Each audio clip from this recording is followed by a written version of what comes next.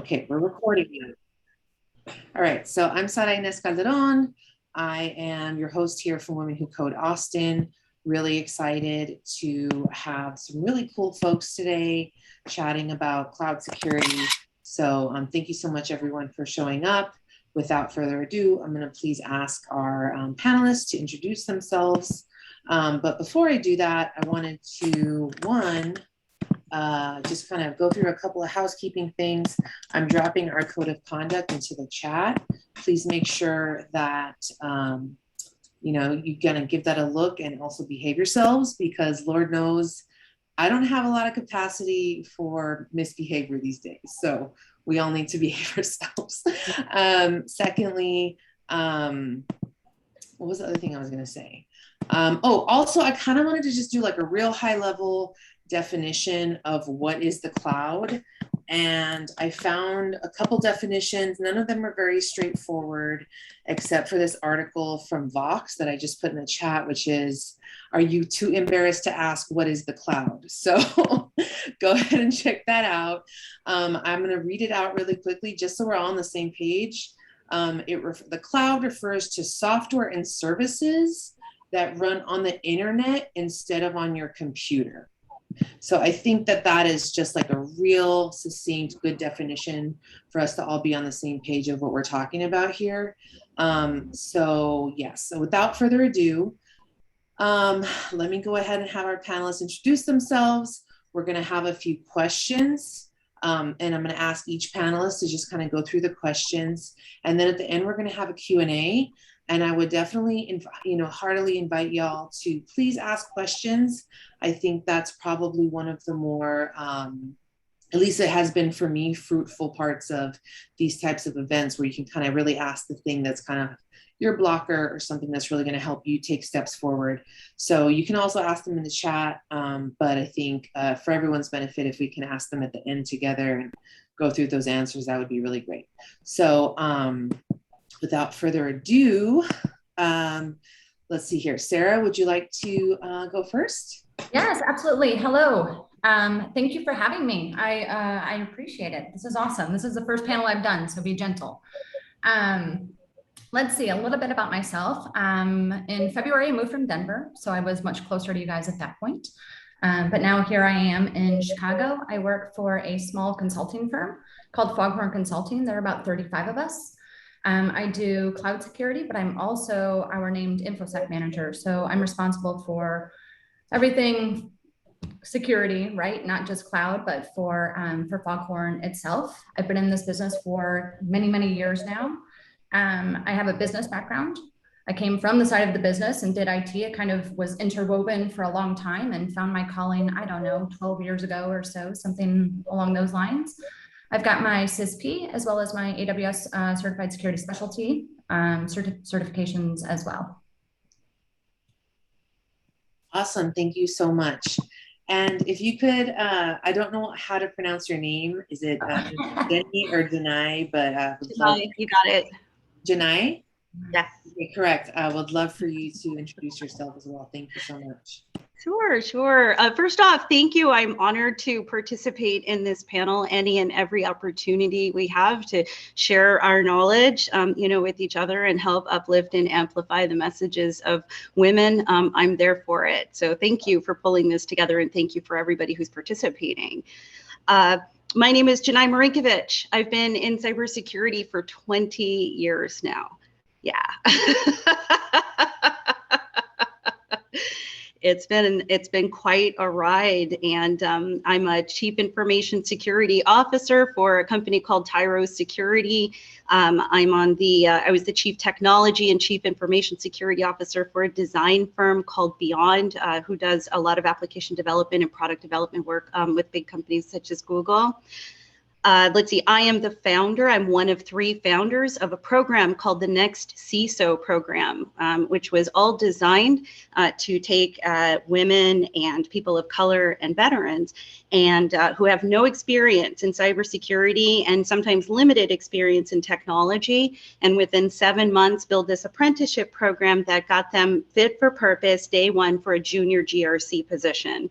So we got through our first graduation. We have a second pilot class testing out, looking at local groups as opposed to remote, which is what we were doing before. And then we have the big core class that's starting back up again in the October-November timeframe. But yes, it was to help answer the question that, we have 3.5 million open cybersecurity jobs, but any single time a junior person wants to get into cybersecurity, they ask for 5 years of experience in a CISSP. And so, we're in a little bit of a trouble with automation and people losing their jobs. So our answer to that was, how do we take people, cross-train them into the world of cybersecurity and get people more digitally transformed with their experiences? So had the opportunity of building out security for companies such as DirecTV. I worked for Beckman Coulter, Electronic Arts way at the beginning of my career. And so a pretty extensive experience in media, entertainment, and gaming. And, they're from everything from security architecture, design, governance, all the way through cyber defense and digital forensics. I've run full-scale security operations. So I'm really excited to be here. Wow, that's really impressive. Thank you so much. Y'all are both just like really wow. So thank you so much for being here. I'm really excited. And so it kind of sounds like we have a mix of experiences, both in kind of like business and IT and private sector and like different industries within and as well as the public sector. So I have as I mentioned, I have a kind of set of questions. And then I would really, like I said, encourage our attendees to please ask more questions. I think this is just like a really cool opportunity for us to get to know this field. And as you mentioned, Janai, one of the reasons why I was really kind of interested in having a cloud security specifically online event is that it's my understanding, and based on some of the research that I've done, that's just like, I mean, if we all think about it, everything we do is in the cloud. And so behind the services we use like GitHub or Jira or whatever, there's all this cloud stuff. And so, or even behind like, healthcare.gov, there's all this cloud stuff. So any service you use is going to be using the cloud. And so if you think of it, I'm a software engineer, I'm a mobile engineer, and I know that there's all kinds of cloud stuff that I don't know about. There's someone like me who is doing, ensuring that the code that, that I'm pushing up to GitHub is secure. And so I think that's what's really interesting about what we're doing here tonight. So I'll go ahead and just start with you, Janai. If you want to tell me a little bit about what cloud security is, kind of, I mean, since you've been in the industry for 20 years, correct me if I'm wrong, you've seen the entire development of the cloud before there was a cloud. And then, kind of what are the jobs? Because my assumption is that most of the folks who are here with us are either in hardware or software, and so not necessarily in security. So like, what are the jobs and how do I go from being in software or hardware to security? Sure. So I would say a couple of things, with cloud computing. If we look at a halfway decent version of looking at cloud computing, it's when you look at the computational resources that are built in these virtualized environments and delivered through the internet as kind of like a delivery mechanism. So those services are ultimately presented. That's through cloud computing. There are different type of service delivery models. So we have everything from infrastructure as a service, which is think of servers, operating systems, networks. You're controlling all of that. You're responsible for patching, and the cloud provider, like the data center, is ultimately responsible for like the physical security controls and things along those lines. You have platform as a service, which is kind of a hybrid between software as a service and infrastructure as a service, where you're actually able to write code into these containerized services. And what ends up happening is that you're not responsible for all of the patching and all of the security, but you are responsible for some.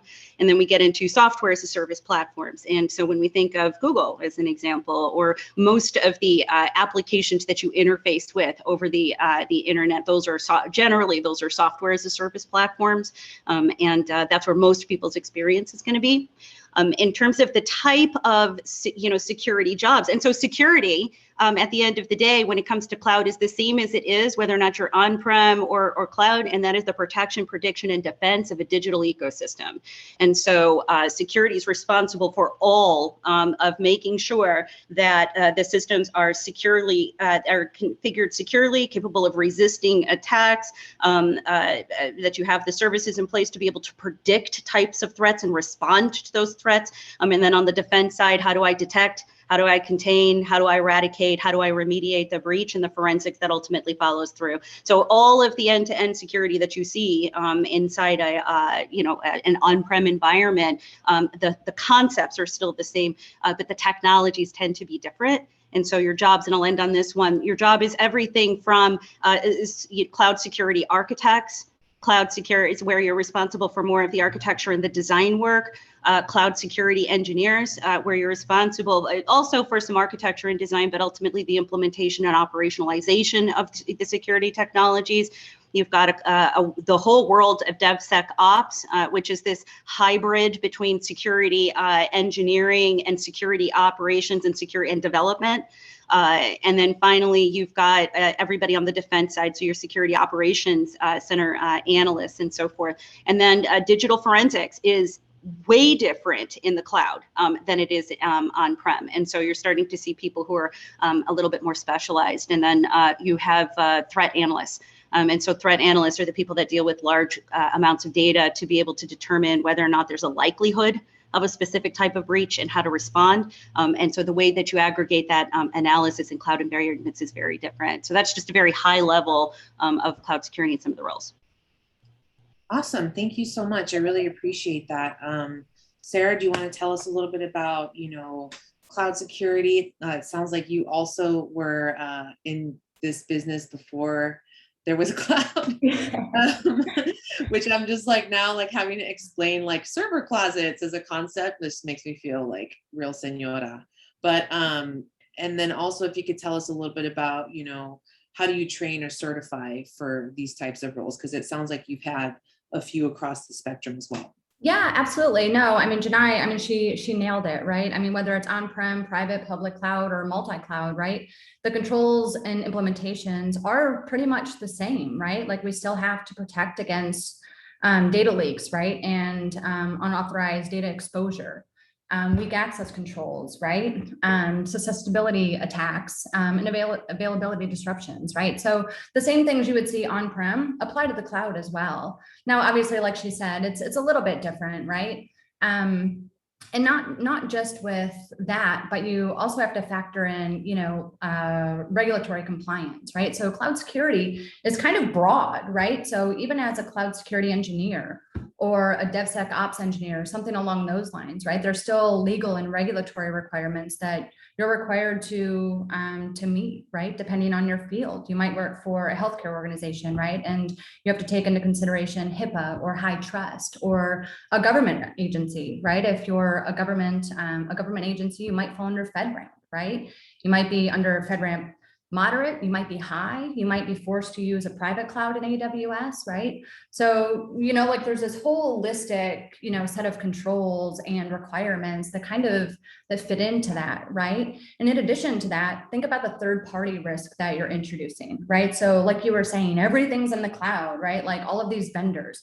Think about the agents that you install on these systems, right? So you may have something, maybe Tanium, right? Where you're trying to monitor your systems. So you want to know exactly what's going on, what they're connected to, who they're speaking to, right? And you've got this chain, but every time you introduce agents, and I'm just using Tanium as an example, right? But every time you introduce these agents and you install them, they get root privileges 95% of the time, right? So your threat landscape tends to spread out.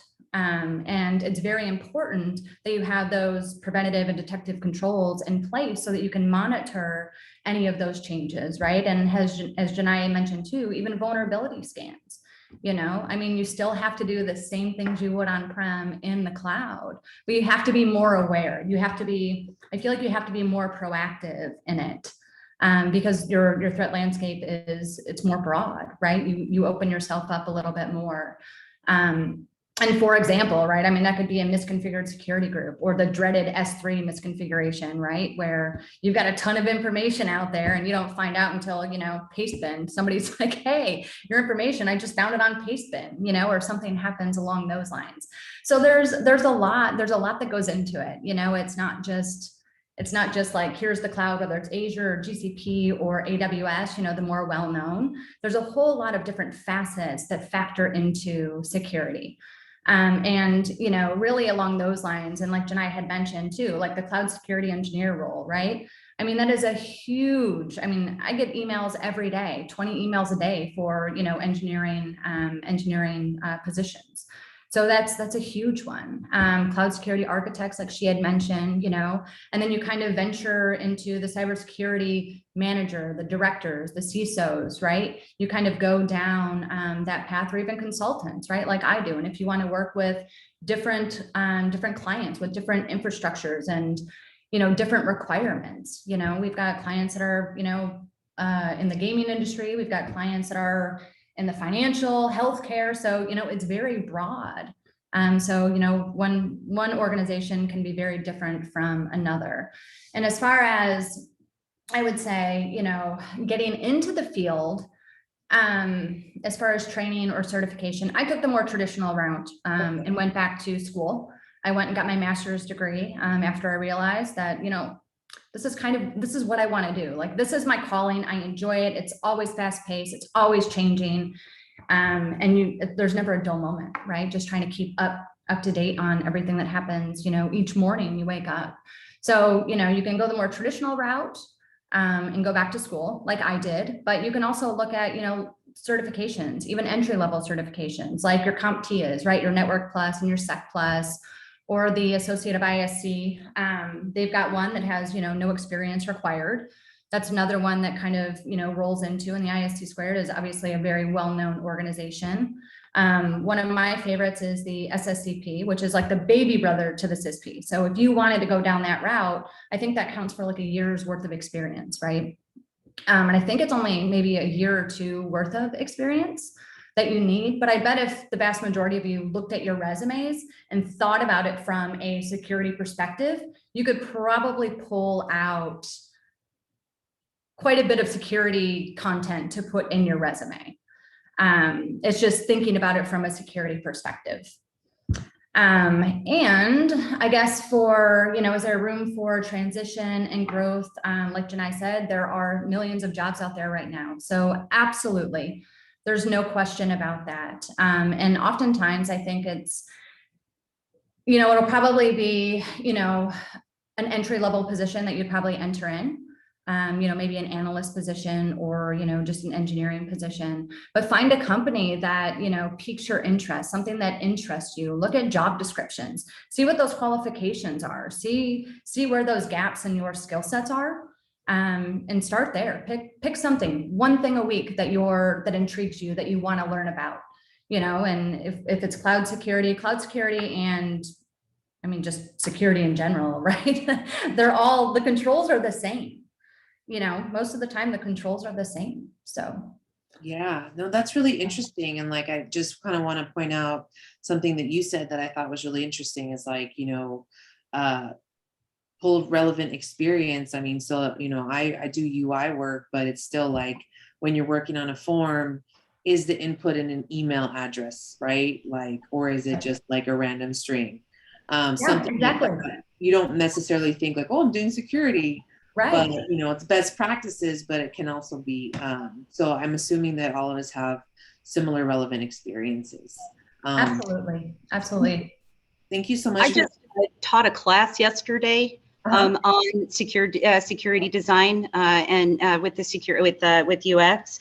And you know, if we think about it, your first relationship, your first exposure to an application is actually through a security system. And right, you know, so and when we think of the areas within applications that cause the most amount of friction, they're generally security systems.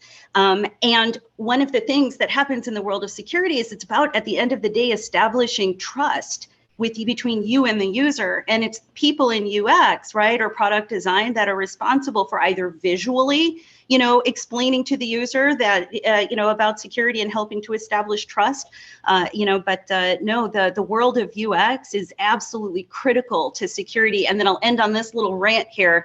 The lack of UX design, product designers and people with like real good solid design experience is why the interfaces for our security applications are terrible. It's why we're slower. It's why we have context switching problems as we go from application to application to application. And when we are graded oftentimes on speed and accuracy. And so we need stronger UX people in the security world because our applications are in desperate need of really good designers. So bravo for you, being here.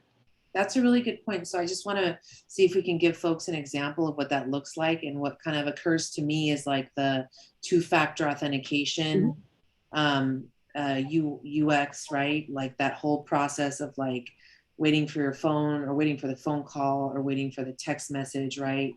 Is that a good example of this security system that you were mentioning? Or could you give us? Oh, sure, absolutely. That's certainly part of it. And understanding, to riff off of what Sarah was talking about in terms of compliance, there's certain compliance related things you're going to have to do that get presented through through UX. But understanding the user and the user's needs and their experiences and their emotions at every single step of the journey, and then identifying the security controls that you can put in place that meet the objectives but give you this frictionless experience, because you don't necessarily want people to feel security. And it's one of our big problems is that we make it very difficult for people and people then find ways around it. And if you think about security through the lens of a digital ecosystem, a digital immune system, right?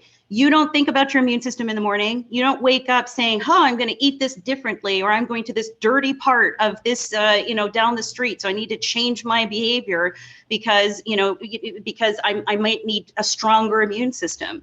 Your immune system is transparent, it is seamless. And when it fires, it's because there's something wrong. And so those are the things that we have to consider when we implement security controls, especially in the cloud, because people don't have tolerance for friction in the cloud. When I need my experience, I need it anytime, anywhere, and in the way that I want to receive that service. So designing the wrong security controls can cost companies lots of money, not just because of breaches, but because you've created a terrible experience for your end users. That's a really interesting perspective. I honestly hadn't thought about design in security, but that makes a lot of sense. And it's actually a really good segue for, something I find myself now, I've only been doing this for 7 years, but I find myself saying back in my day, when I talk to people who are younger than me, I'm like, when I graduated college, there was no YouTube, But the only reason I bring that up is really to kind of highlight that what I have found has worked really well for me in my career is because, we're in technology and there's always new things. And like, you have to know enough about the new things to kind of figure out which one of these new things is going to be the next thing. Right. And let me like sink time and money into that so that I can continue to make money. Right. And so my question then is like, okay, cool. Like, so, you kind of brought up a good example of like, is working in cloud security just, I do AWS for the rest of my life and then I die? Or are there going to be like new kind of jobs, and like, what are those jobs? Like, what is the future of cloud security looking like, right? Like specific to skills and jobs. And also I did, just a note for the folks here. I did drop a link to CompTIA in there, and it has to the certifications. You can check that out. I believe we had a follow-up question, Sarah, on what's the name of the no experience required certificate? Yeah, I just posted it. Okay, great. Yeah. So then, if y'all want to kind of riff a little bit on that, like, what are the skills, what are the technologies, and, where is this cloud security going? Sarah, did you want to take this one? Sure, yeah. No, absolutely. Cloud security is broad, right? It's a very broad term. It's very broad.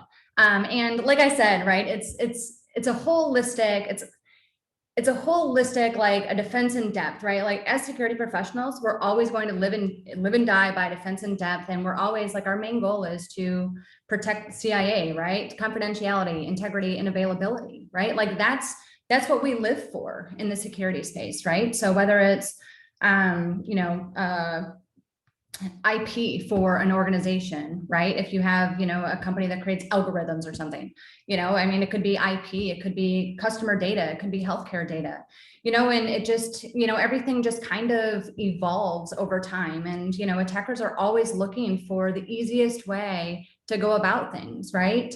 They're looking for the easiest way in, and typically now the biggest bang for the buck, right? Like that's why ransomware is becoming so heavily used.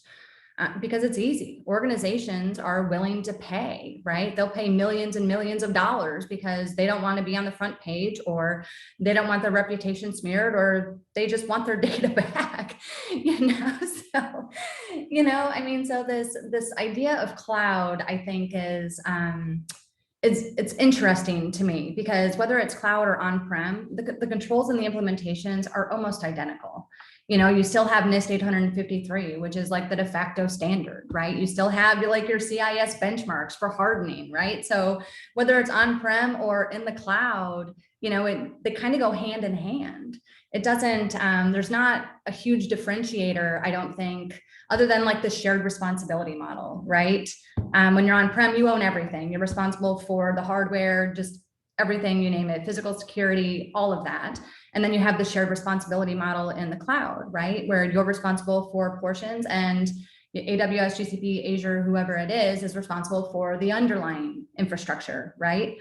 So it's interesting to say the least. But what I would recommend, honestly, and this is what I do every morning, and Janai is probably the same way. Like you probably spend the first 45 minutes to an hour just going through the news from the night prior, right? Trying to figure out what happened the night before, what fire you're waking up to, or what you have to put out, and start from there, like some good resources. So I'm on, I use an app called Newsify, and it's just a bunch of RSS feeds, right? And you can bring in, you can bring in all kinds of stuff, but a lot of mine's like Hacker News, Dark Reading, Bleeping Computer, Ars Technica, even the AWS security blog, right? Krebs is another one. Krebs on Security, well known, right? So, pick some sort of avenue to where you can get that information, right? That comes in like every morning. You can sit down, even if it's 5 minutes, just pick something, and figure out what you want that niche to be, right? Like we can't be experts in everything. It's not possible. We can be well-rounded. We can have vast experience in multiple disciplines. But finding your niche, finding that one thing, that just kind of, that gets you in your core, that excites you every day. It could be crypto, right? It could be cryptography. It could be access management. I mean, there are multiple, there are numerous things, right? It could be container security. Maybe you love K8s, right? You love Kubernetes, and you want that to be your focus. Take some classes. Udemy is a great one. I have Udemy. It's an app you can get, you can download a bunch of courses. You can get them on sale. A lot of the time, I think I have like 30 plus. And it's always good, even, as a reference guide to go back when I'm thinking, because I forget stuff. I don't know everything. So sometimes I need a refresher in specific areas. So I'll go back and I'll do that. edX is another one where you have, a bunch of universities, Harvard, Penn State, Yale, a bunch of them where they offer free courses if you like that more traditional kind of route, right? A Cloud Guru, I'm sure everyone's familiar with that one, right? We use that to study for certifications, gain knowledge, and the platform there, they have so much more content now than they did even a few years ago. So, cloud security is a very broad term in my mind. And the one thing that sets it apart from on-prem is the shared responsibility model. I hope I answered the question. Yeah, no, I totally derailed it. Yeah, no, that makes sense. I appreciate that. Janai, did you want to kind of tell us a little bit about, what are the cloud stuff doing? What are kind of skills and technologies that are going to be, relevant or usable in the future? Okay, sure. Let's see. So I'm going to take it back a little and talk about industrial revolutions. And so we are in what's called the fourth industrial revolution. So back in the day, it went from like steam power to, automated systems that we saw in things like steel mills. We moved into the third industrial revolution, which was computers and further automation, and we just moved into the fourth. And the fourth is the combination of the biological, the digital, and the physical worlds. And what happens when, first off, anytime you enter an industrial revolution, but certainly with this one, you end up with what are called Big Bang disruptions. And Big Bang disruptions are things that are so, they change markets. Companies will spring up overnight and all of a sudden become industry leaders, and other industries completely shut down. And because you're seeing the intersection of all of those worlds right now, we're experiencing it today. What's happened with the pandemic is a Big Bang disruption. What it did in terms of forcing people into work, working from home, completely changed markets. And we're going to see more of this stuff. And so I bring this together because when you think of the biological worlds and you think of the digital worlds and you think of the physical worlds and the intersection between all of those, cloud has jobs. So whether or not you are looking at building cloud systems that integrate with agricultural systems, whether or not you want to be in cyber defense, dealing with what are called wide body area networks, where we have connected humans and all of the technology and the data rather that comes off of those humans, you're monitoring to make sure that those systems are ultimately protected. There's going to be a future across the board in all of these worlds. If you think of things like Internet of Things and sensors, or you think of edge computing as an example, or you think of virtual reality and extended reality, cloud and cloud security are a part of all of that. So if you want to think futuristic and big picture, the sky is the limit in terms of the type of positions that you can, look towards. The days of Star Trek are over. We're getting ready to colonize Mars within the next 10 to 15 years. This stuff is real. So looking at things like building security into interplanetary systems are jobs that people are getting ready to design on. So if we're talking like super, within 5-10 years, there's a lot of different opportunities for a lot of different positions. But what I always do is I tell students, or I tell people, because it's like kid in a candy shop and there's so much, and you can end up with almost analysis paralysis and not kind of picking a lane. And sometimes when we pick the wrong lane, we lose 10 years of our lives. You have to kind of always look to what your core gift is. If I told you, if I asked you, how would you feel if I gave you a petabyte of data and told you to go find like the needle in the haystack? Would you start getting heart palpitations? Because if you are, then there are specific parts of cybersecurity you shouldn't go into, right? Don't go into threat intelligence. Are you the person that likes fast twitch work? Do you want to I don't want to be dealing with the same work every single day. I need change. I am a firefighter. I am the person that, my perfect job is to work in an emergency room. If that's the case, then cybersecurity defense is definitely the place for you. But if I told you you had to do the most detailed work where every tiny thing you had to double check with another piece of technology, and you like documenting every tiny literal thing, and you have no problems with being with a piece of work for a year, then digital forensics might be the place for you.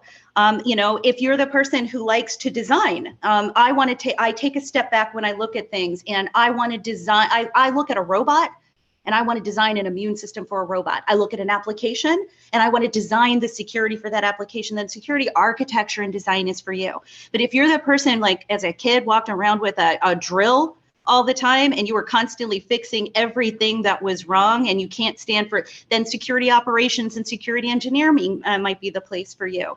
So it's like you have to kind of go to your core, center. And it's not to say that forensics people don't make good architects. It's that the likelihood is that if you're in forensics, your gift is in forensics, and it's going to be stressful to try and focus in on architecture. And at the beginning of your career, you kind of want to you want to kind of like go into the skid, you want to go into the curve. You know, so that's a piece of advice that I give.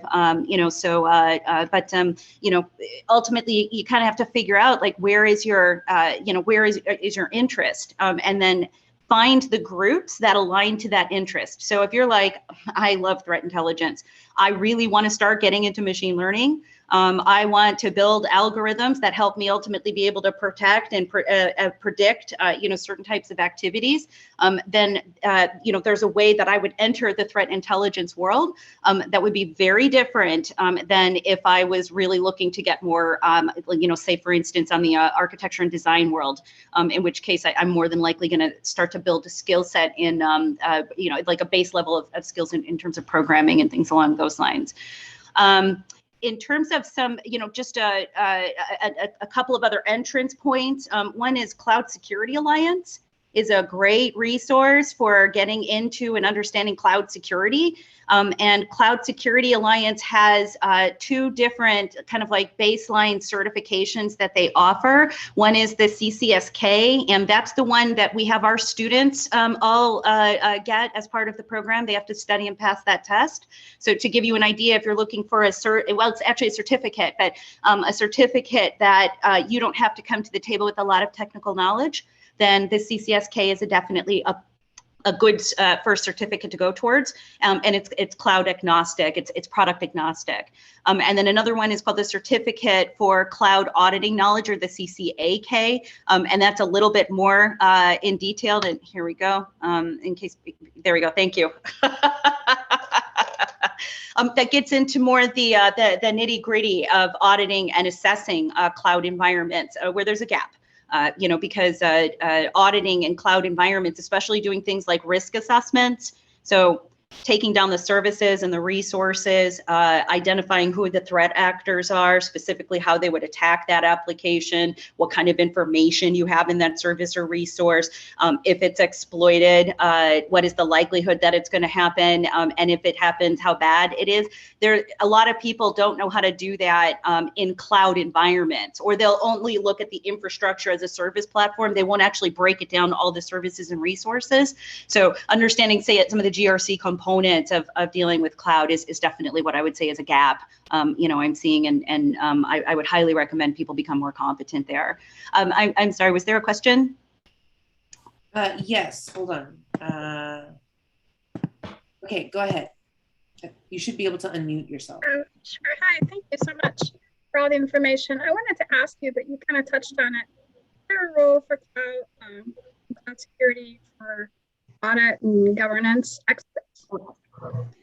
Oh yes, and in fact, you know, the first program that we put through, I think when I look back in terms of lessons learned, my lessons learned for our students is I needed to go deeper into cloud and the understanding of cloud. So the CCSK was really good in terms of a baseline, but the questions that interviewers were asking went into far more detail in terms of your understanding of cloud. So GRC analysts and junior security auditors do need to have a foundational understanding of cloud, and pick a platform, you know, pick one. Just like Sara said, you know, you got to choose a lane at the beginning, because trying to learn all three isn't going to necessarily work. But if you decide to go Google, and Google's a great place to go, you know, one of the big things that's happening is because Google's let's say, looking to you know, get more customers. They're putting a lot of money towards their cloud platforms, and so not only are there a lot of Google Cloud, you know, security kind of positions out there, but if you certify as a Google Cloud engineer and then go architect, and let's say you hyper specialize in something, any companies that are preferred providers of Google have to, and this is with AWS and Azure as well, but you have to have a certain number of those people with those certs. So you get hired because you have the cert, because they need to in order to maintain their status with the cloud provider. So getting those certifications don't even necessarily help you because they'll, you know, help you learn. They help you because companies need you, and will offer you positions in order to hold on to their certification. So, forgive me, did I answer your question? Right on. Awesome. Thank you. Yeah, and if I see we have another question from Mary. If you wanna, you can unmute yourself. You should be able to unmute yourself.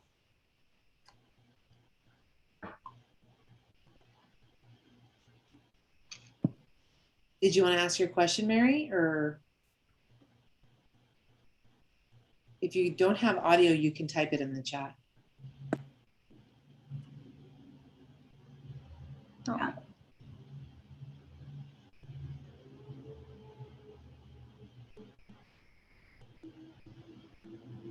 Okay, maybe try now. Sorry about that. I might have had to. Where can I go from a boot camp? Oh, where can I go from like I'm assuming you mean like a software boot camp. Oh, okay. So she said, posted earlier, taking a cybersecurity boot camp that covered cybersecurity boot Network camp. Plus, Sec Plus, CH, etc. Would this help me get a job in cybersecurity?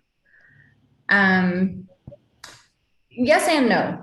I think that boot camps are great, and there are a lot of organizations out there that that will take on those that came out of a boot camp, right? Even at a more entry level position, which is perfect, right? To get into that field, to figure out what it is that you want to do or what you want to specialize in.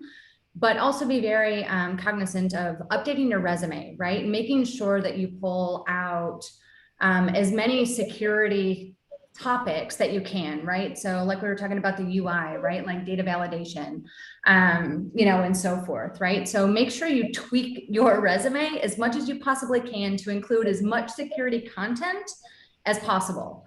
And that'll really go a long way. And then just know, I mean, you have to know the basics, right? Know defense in depth, know what that means. What do those controls look like? Know the de facto standards, right? Know what NIST 853 is. Know what risk management frameworks are, incident response. You know, there's like a whole, So this like, is a huge, is that something you would look up on like, you know, entry-level cybersecurity interview questions, or like, is there like a good book or something? Yeah. No, and you know, I think a lot of it, you know, I've hired many employees, and for me, like I love to bring employees in that don't have a secure, like they have no experience in security at all, but they want to learn, they want to get into the field, and they're hungry for that.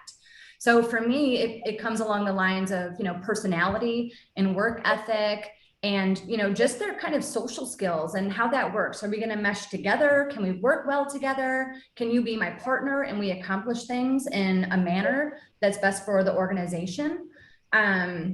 So look, I would say look at your resume, read up on, you know, NIST, know what risk management is, know what vendor third-party risk is, in addition to your boot camp, right? If you're not learning about those specific things, make sure you know what, make sure you can speak intelligently to them. You may not have all of the answers, and that's perfectly fine. But I Google every day. Every day, I don't have an answer to something, I Google it, right? So you don't have to have the answers to everything. You just have to know where to go to get those answers. +1. Yeah, so I see, Gail, you also have a question. Yeah, both of you mentioned, first off, I really loved the job descriptions that you did. Janae, I think we probably need to get those written down. that was super cool. Both of you mentioned security controls. I mean, Sara, you said, you know, like the controls are the same, like we were supposed to understand what the controls are. And Janae, you mentioned security controls, but you were talking about like their design could motivate people to go around them, I think was the words that you used. And to me, what you were saying was, I was thinking like the requirements for stronger passwords or maybe a badge at the door. But is that what you were, what do you mean when you both say controls? Oh, sure. For me, security controls are the, mechanisms that you put in place, in order to either protect or defend, a specific, asset. And so when I look at control structures, so there's two main ones that you'll see in U.S. corporations or global corporations that don't necessarily do business with the government. And there are two that you can actually get certified against. And so you have SOC 2 Type 2 and the control structures that come out of that. And then you've got ISO 27001. And so ISO 27001 control structures and the individual controls are 27002. But the key is that it gives you everything that you would need to know in order to build a risk-based information security management system. And so this is one of the reasons why I like to have people, I don't care if you're going to go into malware reverse engineering or go into GRC work, understanding control structures at the very beginning of your career, because it tells you how to build a ship. It tells you how to operate a ship, how to operate an ISMS. So you've got that. You've got SOC 2 that you'll generally see, or SOC 2 Type 2 that you'll generally see as a certification that's used around cloud platforms. So if you're looking to go, all in on cloud, then SOC 2 Type 2 is probably where I would end up going, especially because it's used more heavily here in the United States. And then, as Sarah was mentioning, you have the big dogs. You've got the 800-53. You've got 800-171 that deals with confidential and classified information. You've got all of these different structures out there that say, hey, look, if you're trying to secure whether it's a tiny company like a cupcake company or whether or not it's a very large organization, you all need to have like these basics in place. And so choosing a control structure and learning that gives you a better insight and understanding, how to protect, things very holistically. But definitely, if you learn one of those control structures, you're going to be, better positioned to be able to answer questions during an interview.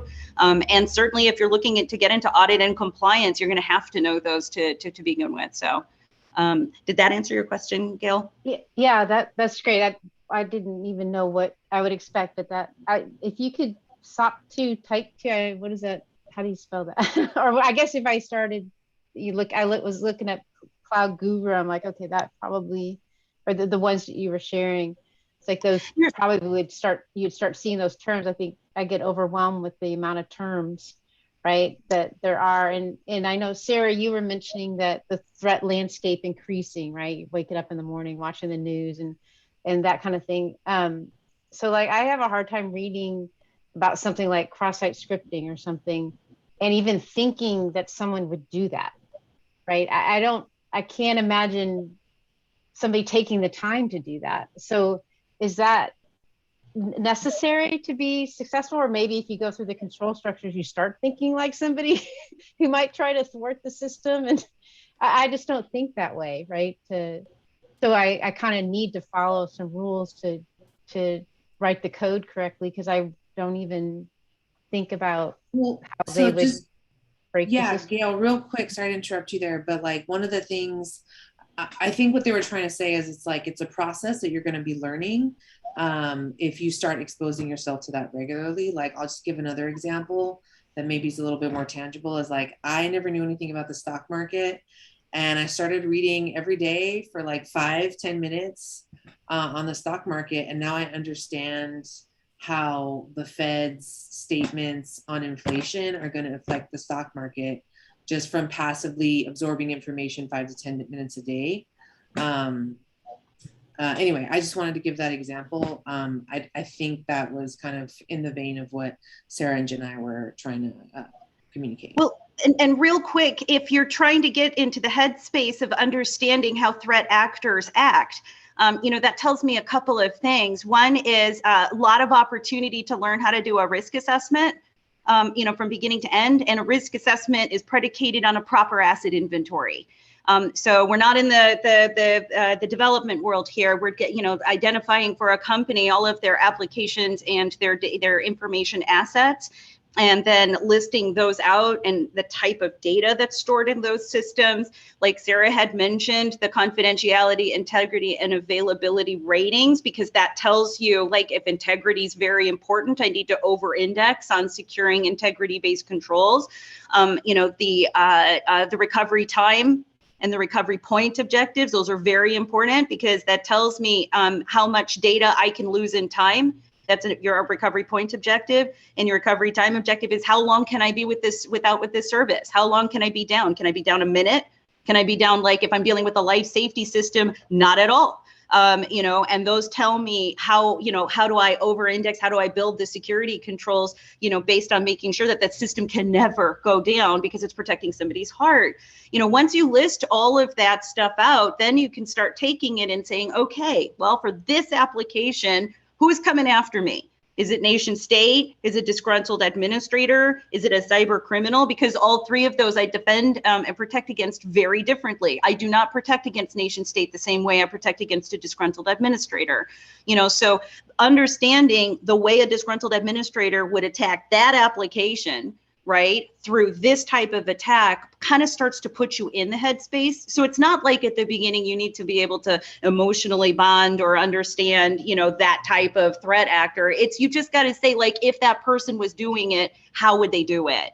And risk is the understanding the asset inventory process and really getting good at risk assessments, which is the foundation of everything that we do in security, will help you get a better understanding of how people are coming after your systems. And then real quick on the development side, I know you guys are super familiar with OWASP Top 10, but OWASP also has preventative controls. So don't just look at OWASP Top 10 and these are the top 10 attacks.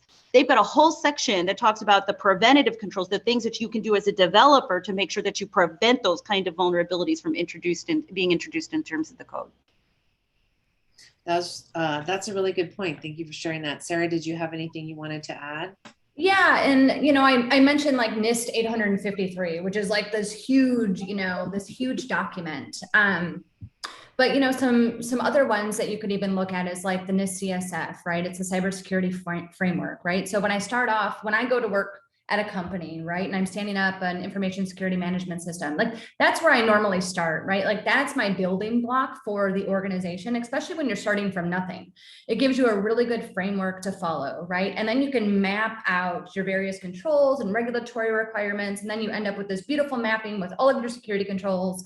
So when you go into audits like SOC 2, Type 2, right? Like you have your evidence, you know exactly what you're going into and what's expected of you. So don't get, when you start looking at 853, don't freak out. Nobody expects anyone to know this thing, front to back. It's not, I don't know anyone that does. I know people that are really close, really close, but it's kind of one of those things that you just need to have it like at your wayside. So you can reference it. They know that you know what you're talking about, right? Especially when you're going into those initial job interviews. They want you to speak the lingo, speak that jargon, and just know that you know where to go. I remember when I came out of grad school, and this is a good example. So I came out of grad school and I went to work in a SOC. I had zero experience. I just had a master's degree, right? And I just kept spitting out all these regulations. I had no idea what I was walking into. So I was just spitting out, all kinds of regulations and, the OSI model and, all of this fun stuff that you need to know. And that's what landed me the job. They knew that I knew where to go if I needed to get information. It wasn't that I knew it. They knew I didn't know everything. So, just take a deep breath. It's overwhelming. Absolutely. When you're looking at it, there's another tool out there too. It's a website and it's called Portswigger. And they do a lot of, kind of like pen testing stuff, right? You kind of go through different courses and you can look at cross-site scripting and you kind of go through these different challenges and you kind of level up, right? And figure out those skills. So that might be another option too, to kind of help you hone in on, what that field is, like what that specialty might be, or what, just kind of wakes you up and gets you going. Awesome. That's cool. Would you mind? Yeah, let me pull it the up. link in the chat for everyone. That'd be great. Cece, I see you've had your hand up for a while. And then we'll go with Alicia and then Dea, if that's okay. Yeah, so I am a software engineer and I don't have any plans to go into a security specific role anytime soon. As a software engineer, like what level of knowledge should I have? And like what's the best way to work with security specialists? You should be comfortable.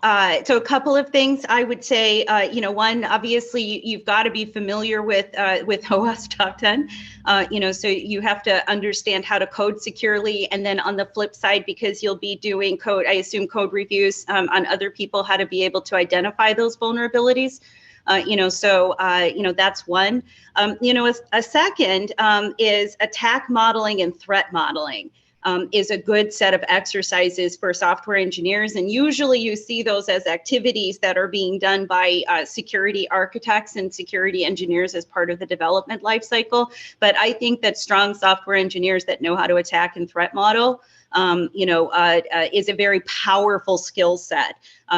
So especially because that gets done during the architecture and design phase, it really gives you some understanding in terms of how to apply, how to identify the vulnerabilities potentially in the detailed design, and then, identify how to build the specific controls based on the threat actors that are coming across, against that specific part of the application. So threat and attack modeling is something that I would invest in understanding, and then certainly, secure coding. So depending on what platforms and what tech stacks you program into, I would, and there's lots of programs out there for secure programming in Python or whichever language you're working in. So I would certainly take some of those courses, and there's enough of them online that are almost free. That certainly would be worth your while. And then in terms of like the relationship between you and security, again, it depends on how companies have built their SDLC processes, but to the extent that, especially if you're a technical lead, engaging the compliance and security team as early as possible, so that you can start collaboratively working together on making sure that the design itself is secure before you move forward, I think is your absolute best bet. And then, working together to identify metrics and key performance indicators around secure coding. So if there's any type of tracking, in terms of bugs and identification of security, defects, what are the things that when that comes up, do you guys analyze that on a per person basis? And if that, and do you start to see patterns? And if we start to see the patterns that we see a lot of defects with this specific type of vulnerability, we might have a training problem. What are the things that we can do so that we make sure that all of the developers in your organization, or at least on your team, know how to program securely. And those are the things that you can pick up through that process. So just off the top of my head, those are a couple of things that I would do. Great, thank you. Awesome. Sarah, did you have anything to add? No, I think Janai covered that one. Awesome. Thank you. Yeah, that was awesome. Hi. Well, first I wanted to thank you both for, sharing your knowledge and what you've had to say. It's been really helpful. I come from a background I have a master's in sociology, so I've done a lot of like quantitative data analytics and that setting, and I'm moved into a data analytics role, but I think I would like you talking about the threat analyst position was something that I think that is something that I am going to be really interested in. I was curious, does it ever go by other names? And so just like as I'm Googling and learning more, is there something else I should, it gets called sometimes like in the same realm? Threat hunter is another common one. What was it? Threat hunter? Threat hunter, yeah. Okay. And then second, Sarah, I was wondering what your master's is in. Mine's in information systems communication with a focus in security from the University of Denver. Okay. Thanks. Yeah. Awesome. Thank you. I don't know if I'm pronouncing your name correctly. Dea, go ahead. Yeah, hi. Thank you so much, both of you. It's very helpful. I'm already in security. I work as a third-party risk vendor analyst. I write risk assessments, and I'm learning about threat intelligence. and writing about threats and how they could potentially affect us. What I want to talk about is the elephant in the room, basically tech bros. I am surrounded by them, and I have weird things that happen to me, like for whatever reason, whenever we're in a meeting, and even though they're virtual now, I end up being described. So even though I'm just there, listen, or maybe even present my boss or another say, and I'm a manager, Jackie, you'll take notes, won't you? And I, besides just changing jobs periodically, what advice do you have for this kind of mid-level, and once you get to the more technical side, is forced into a lot of administrative duties? I would like volunteer, take care of the communication part. I think we're having trouble hearing you. Your audio's cutting in and out. Okay. Anyway, so I just want to know, like, about being assertive and saying no without being obnoxious, and how to manage your career and folks who want to treat you. Because that's one of my, and you know, I'm a professional. I don't rage at anyone outwardly. Sometimes inside, I'm just boiling. And there are other companies that more, I mean, it's probably the industry I'm in, but like, how can an employee be discerning and make sure that they are walking into a more equitable work environment? No, you can't hear me. I'm sorry. I got equitable work environment. Or equitable. Yeah. Okay. Gotcha. So there's a couple of things, and it's always tough because the cultural problems in companies are unique to that specific company. So it's almost like, how do you deal with those various situations? And it is common for females to be the ones to take notes. And so part of this is a training issue. This isn't going to solve your problem for right now, but the future. And that is, I make sure that everybody takes notes to the point where I go around and show me your notebook. Let me see your notes. Because it's insane, you know. There is power in taking notes. There is power in knowing how to run a meeting and scheduling the meeting and controlling the agenda, right? And if you know how to do that very well, you actually can move up, right? Because it shows that you know how to coordinate resources, which is very important in terms of moving up. And so there's the the old hey, women are going to have to take the notes, but it's also, everybody needs to understand this because it's a very critical part of what we do. So I make sure that note taking is something that's distributed, so you never rely on one person. And so it's like, okay, this person is going to be taking notes today. Do we have a common structure for those notes? Where are we going to post them? If we have any questions on those notes, what do we do? But, note taking is not just one person's responsibility. It's a distributed responsibility that everybody needs to learn. And it's important for redundancy, right? And resiliency. If what we're saying is that from a business continuity standpoint, anything can happen. Dea can win the lottery and say, mic drop, I'm out, and go like buy an island. So what is everybody going to do when it comes to notes? So from a resiliency standpoint, everybody needs to be more effective at note taking. So I think one of the things that I would probably do, especially depending on the relationship with your leadership, is talk about what is, certainly be able to articulate, how it's affecting you, but also providing a solution. And what you're more than happy to do is cross-train anybody, in terms of helping out other people know how to take notes, since it's something that's absolutely critical to our career. Right. And if people don't respond very well to that, then that tells you everything that you need to know about that company. Well, or expand your opportunities. But it's not fair. It's not right. I've seen it even in the program. When I first started running it, I saw that women were taking a lot of notes and the men weren't taking quite as many notes. I was actually in a meeting with a group of executives, and I was the only female. And one of the guys said, you know what, I just finished taking an anti-bias class where they said that women were taking all of the notes, and I'd like to take the notes today. Yeah. That's impressive. Right? I love it. That's awesome. So yeah. Good for you for recognizing it. Good for you for diagnosing the pain. and good for you for, looking for, solutions towards this, because a lot of people wouldn't, and they would just take it and get upset and just leave.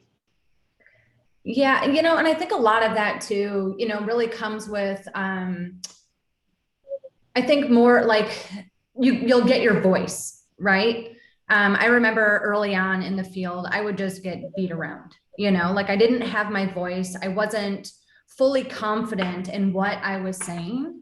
And I would just get trampled over. And, I would say something, about implementing a security control, and it would be shut down. But, my coworker, who was a male, would say the same thing, and it was golden, right? So it's really not until, you become more assertive, you get your voice, and you just really gain that level of confidence where you know what you're talking about.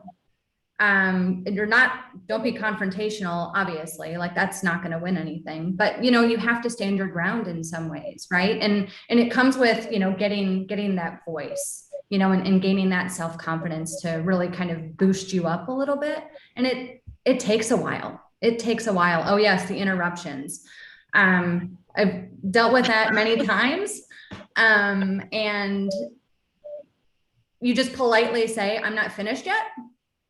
Hang on, we'll get to you. I'm not finished yet." And you do that enough, they tend to stop. They tend to stop interrupting as much, and then they don't interrupt mostly at all. They're always going to interrupt. There's always going to be those like interrupters that, disrupt your train of thought or what you're trying to articulate. But it's getting that voice. It's gaining that confidence and getting that voice. Thanks for that, ladies. And thanks for that question, Dea. I mean, I think probably all of us here might have some experiences with that. I'm at the point now where I only do contract work because I don't want to deal with that shit. And so the other thing I was going to say is I had a friend who told me one time, she was a woman and she did a lot of like organizing in the 60s and 70s. And she said the women would always be expected to like make the food. And she would just be like, "I don't know how to do that. I'm not good at making sandwiches." I feel like I'm not a good note taker. I don't know, but I always think about that. I'm like, I don't have to be competent at everything. Thank you very much, all of you. And I don't know if you can hear me now. Yes. But what I did is I went out and got my ISO 2001 certificate. I also got a system, and I've started blogging security. I've sold articles. I gave a paid speech. I won an award. So I am taking, they don't treat me like a leader. So I went out and grabbed myself. I've made some power moves. Great. Good for you. Thank you. Awesome. Well, and this is going to, I hate to be the bearer of bad news, but this is going to continue. So I get talked over. It is my biggest pet peeve is when people talk over the top of me, because it's so inordinately disrespectful. So, and I try very hard to be polite, to make sure that everybody has their opportunity, and the talking over like really absolutely gets me. So a part of it at the end of the day is always asking yourself, what is my goal?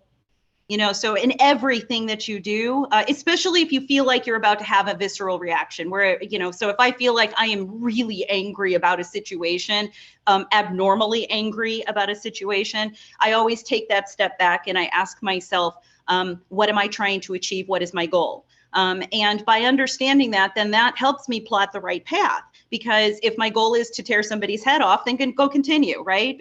But if my goal is, that at the end of the day, I want people to have a certain level of respect for me, I want, to be treated equitably, then the path that I'm going to take is different. And you got to design that, just like we design anything, right? You've got to design what that path ultimately looks like in order for people, to gain that level of respect, for you.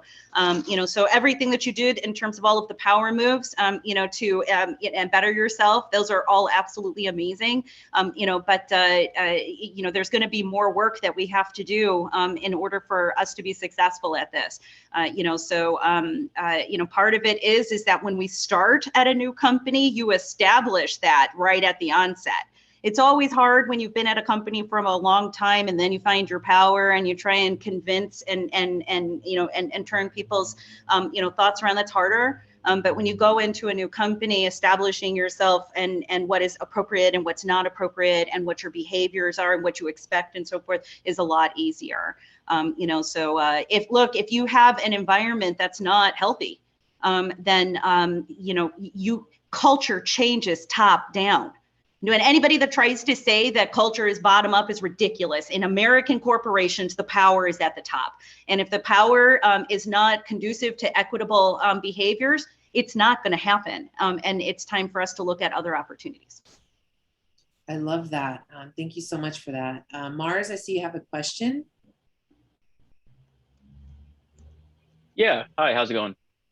I am curious, considering the recent publicity of the big ransomware hits, is there one of the big three cloud platforms, between Google, Azure, and AWS that seems to be a front runner as far as security is concerned?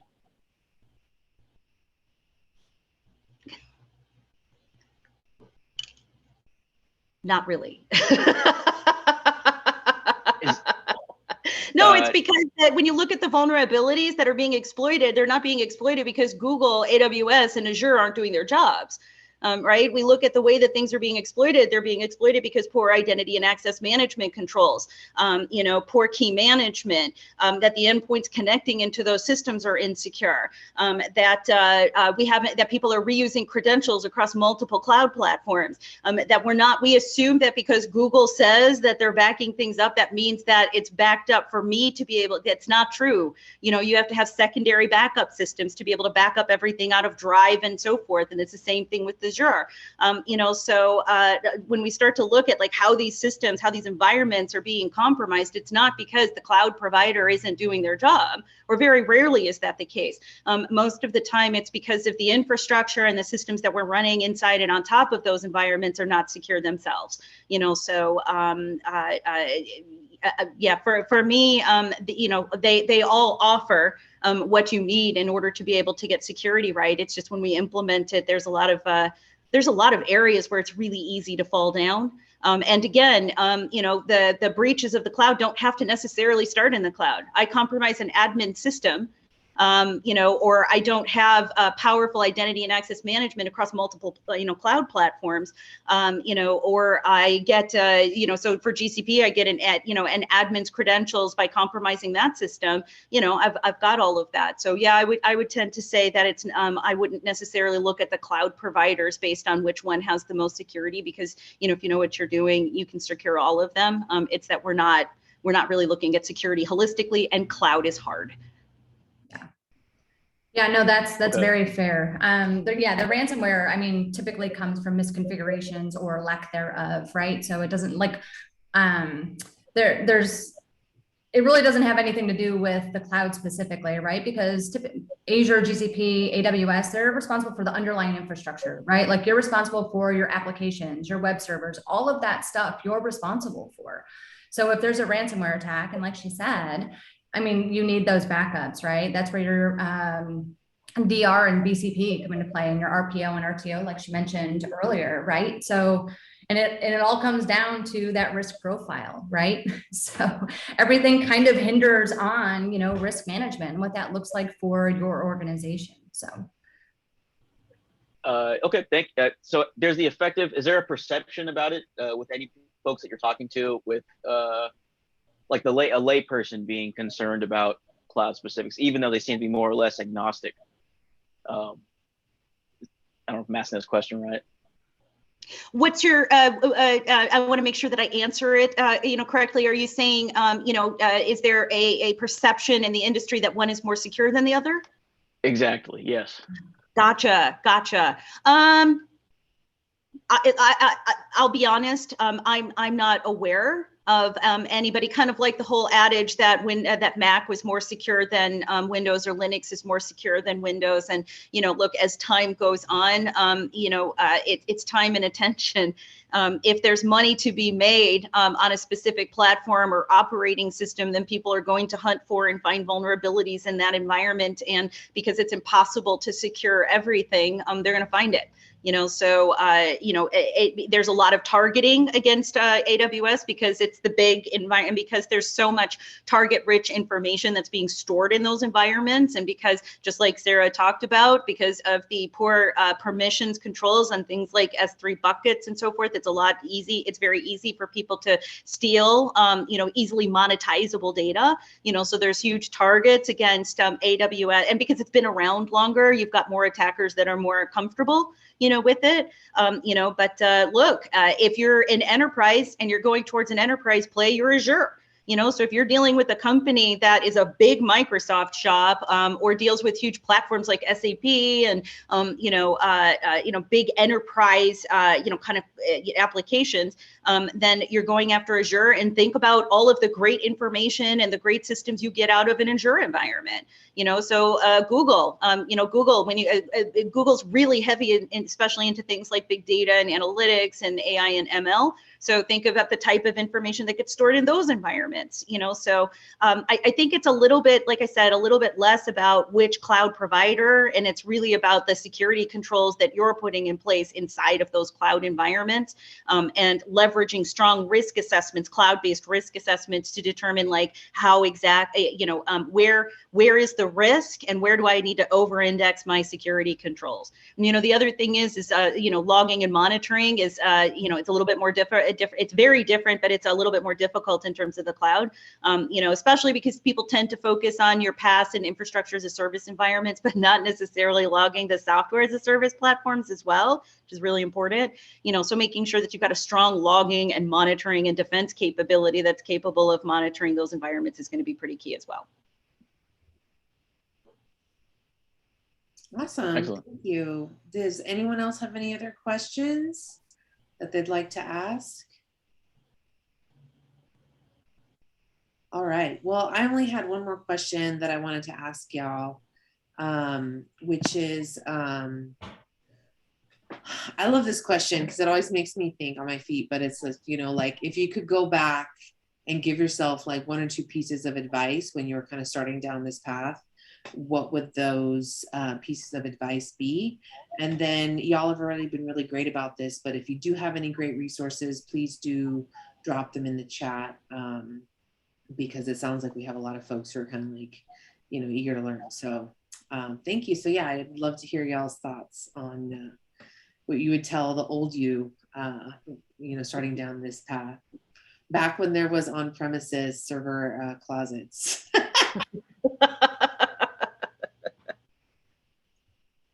Two things.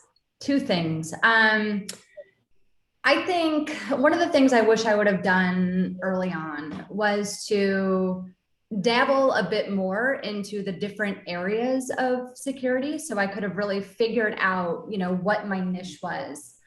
I kind of went from, I worked for a mobile app company, I worked in a SOC, and I worked for a mobile app company doing a lot of healthcare type stuff and a lot of AWS security. And then I went on to be, an InfoSec manager later on. And I don't know that I ever really kind of figured out my niche, like I love compliance, I love regulatory, I love that stuff, but I also love engineering, right? Like I love Terraform, I love AWS, I love automation at the same time.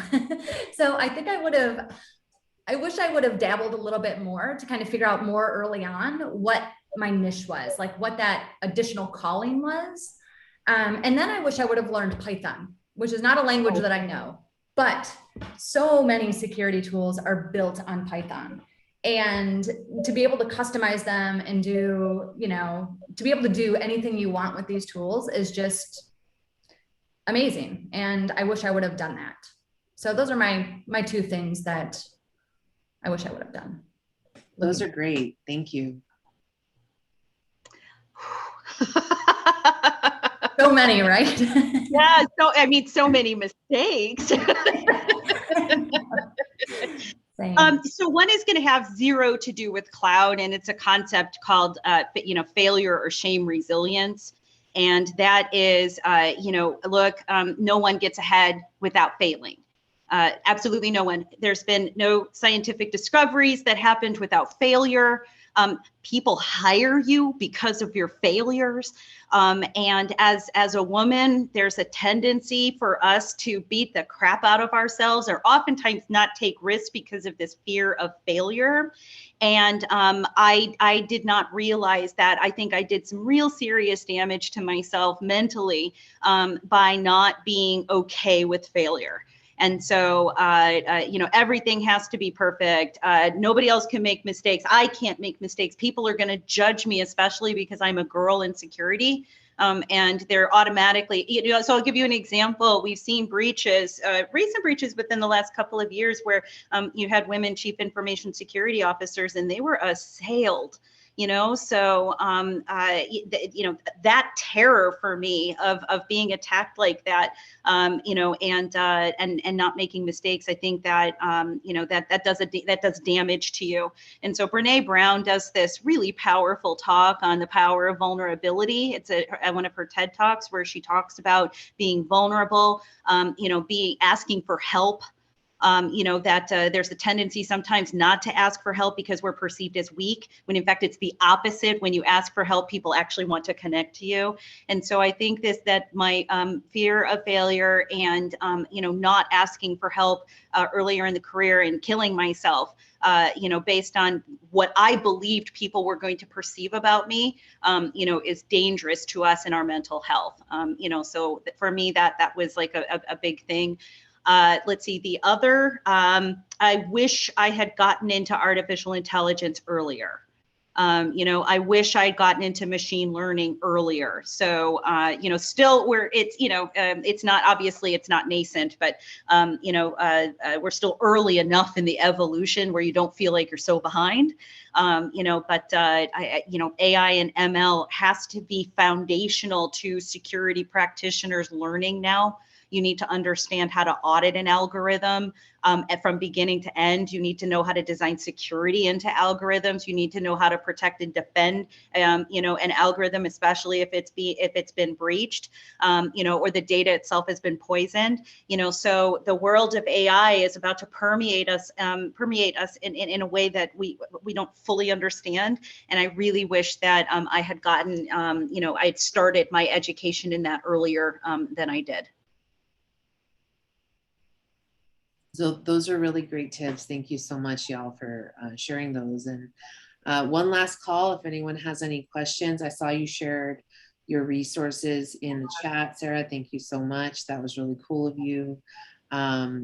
Just in general, remember this is, hopefully it'll be on YouTube, and I will post the link once I get that URL on the meetup. And I will email it to you, ladies. Thank you so much again for being here with us. For our, what do you call that? Participants.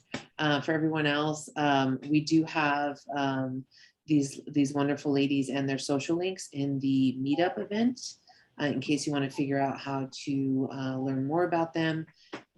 In any case, thank y'all so much. I will leave the thing going for a little bit longer, but I am going to stop the recording.